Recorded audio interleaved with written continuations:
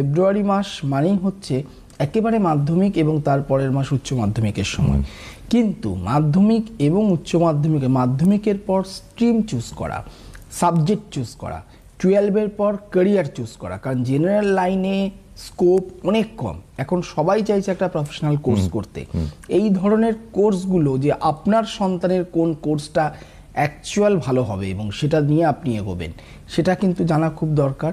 জানা দরকার আপনার সন্তানকে আপনি দূরবর্তী দেশে, দূরবর্তী রাজ্যে, দূরবর্তী জেলায় কোথায় পাঠাবেন উচ্চশিক্ষার জন্য, আদৌ ওর চার্টে আছে কিনা, এবং যে দিকটায় আপনি পাঠাচ্ছেন সেই দিকটা আপনার সন্তানের সাথে ম্যাচিওর করছে কিনা, গ্রহগত দিক থেকে সাপোর্ট করছে কিনা, এইটা জানা খুব দরকার।